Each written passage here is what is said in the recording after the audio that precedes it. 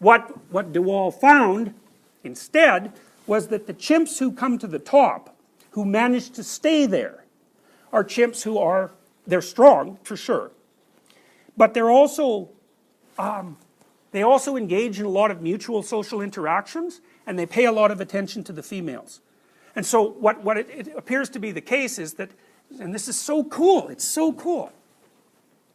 If you want to be king of the chimps, you have to be a good king. And you might say, well, what does good mean?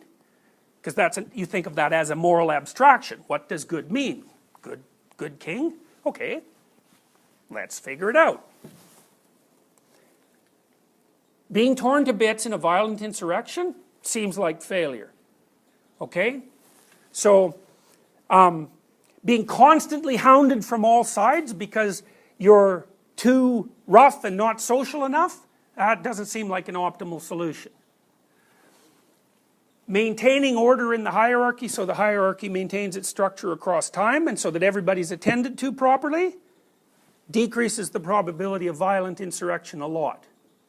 So you might think, well, what the chimp is trying to do, the chimp at the top is trying to structure the dominance hierarchy in such a way that it can maintain itself without violence in a productive manner with many individuals across large spans of time.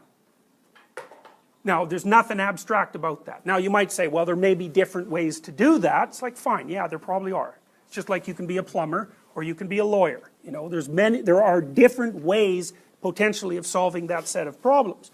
But it's within a bounded universe. There are things you can't do. There may be many things you can do, but there's certainly things that you can't do. Okay, so then that's really useful to know, because what we can surmise from that, potentially, is that even higher order morality is something that emerges. It emerges as a consequence of social interactions between motivated beings across large spans of time, and that there's actually a pattern to that.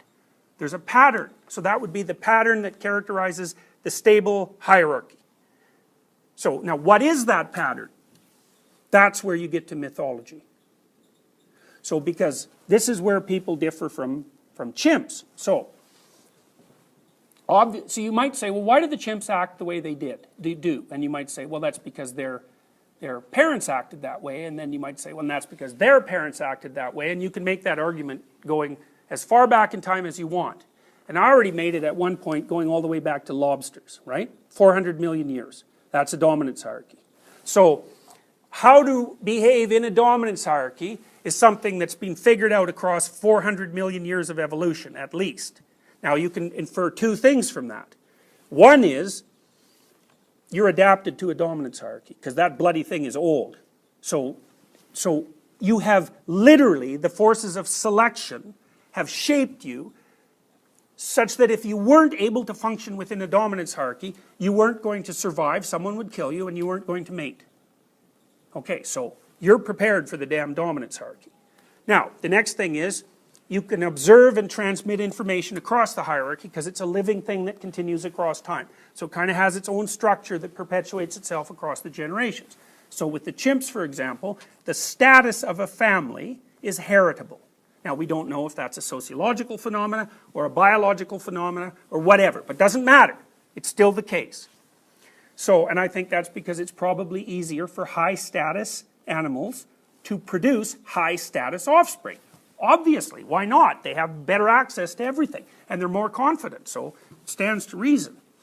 Okay, then there's the constraints of the dominance hierarchy itself. Because it's a particular kind of structure, it has to operate within particular kinds of principles. Okay, so we were chimps, and then our brains started to grow. We discovered how to use fire, we discovered how to use language, we discovered how to imitate each other, and we're really good at that. It was frequently the case, and I'll tell you the stories, that archaic people like the Sumerians conceptualized their leader as the incarnation of God on earth. And he had responsibility to act that way. It's a very common human cognitive operation, right? The Japanese were doing that right up to the Second World War. And they still do it to some degree. So it's like this is natural human thought. The leader is an avatar of God. What's God? We'll leave that question aside for now. What's a good avatar? Well, a good avatar is whatever has sovereignty and authority. Well, what is sovereignty and authority? Well, we're trying to figure that out. Sovereignty and authority is whatever stabilizes the dominance hierarchy with multiple members across large spans of time in a way that won't be overthrown. We don't know the answer to it because it's an ongoing investigation, and a lot of it's worked out at the behavioral level. But then once we started to observe it and tell stories about each other and imitate each other, we could start encapsulating that in stories. And so, what time is it? 3:11?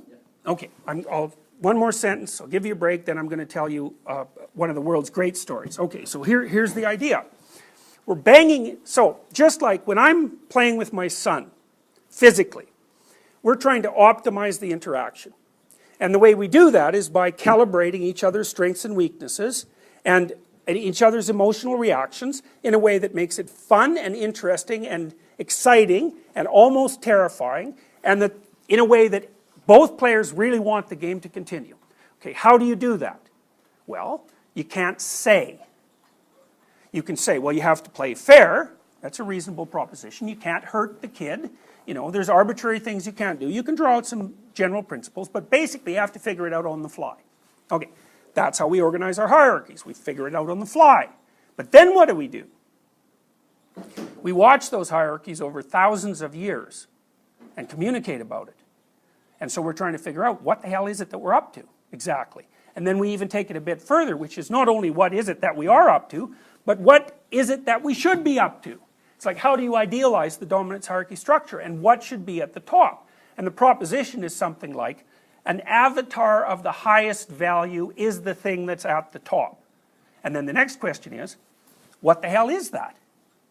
And the answer to that is, we're not smart enough to conceptualize it properly, partly because it's an emergent property. It's very complex, biological, sociological, emergent phenomena. And so we're trying to close in on it. And that's what we're doing when we're telling stories. We're trying to close in on it. What's the ideal human behavior? So, I have a friend visiting right now, and he writes thrillers. He's written like 20 of them. And he writes comic books like Batman and Wolverine and so on and so forth. And so, he's interested in... So the thriller genre, most of what he writes about are vigilante stories, you know, where someone is wronged, their family is threatened in some manner, maybe it's outside the normal strictures of the law, and they're supposed to do something about it. So I asked him what the hell he was up to, because he's a smart guy. I thought, well, why are you writing these thrillers? Why is that the genre that captures your interest? Very highly verbally intelligent, this guy, and he's very well educated. I thought, well, what are you up to? And he said, well, it seems to be something like this. I'm trying to figure out, so usually in a thriller, the force that is attacking the castle, the structure, the family, is some male gone mad. So it's like Animal Man, you know, some brutal psychopathic guy or a serial killer or some like arch criminal or something like that. Same thing you see in comic books. It's like, okay, that's like the masculine end of the monster. Okay. But then the protagonist, say, typical protagonist might be a man trying to protect his family. It's like, okay, what do you do when a monster attacks something that you love?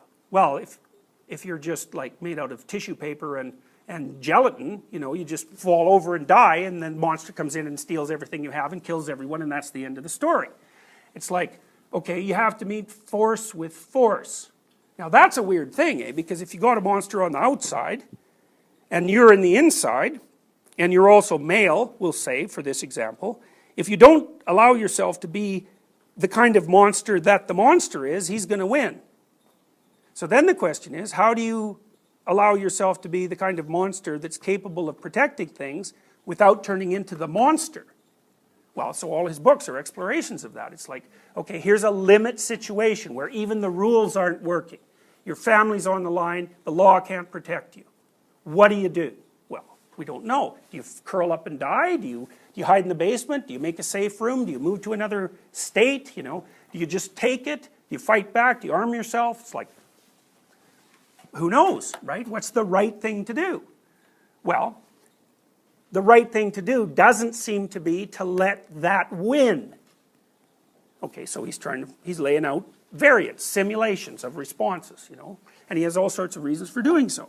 So that's partly what we're doing with stories, right? We're not only representing what it is that we're doing, And if we're not, you'd go and watch the movie and you'd say that wasn't very realistic.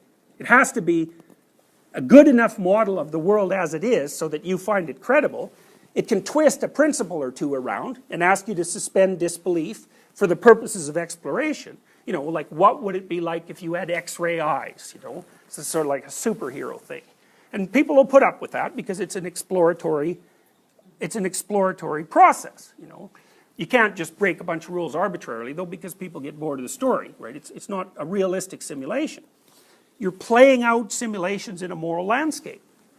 So, and I would say the simulations that have worked best are archetypal. So there's deep themes that are kind of, they're like templates, and they're somewhat vague. The details have to be filled in your own life. But there are broad narrative themes that are the fundamental framework within which the specific moral hierarchy that you need has to be built.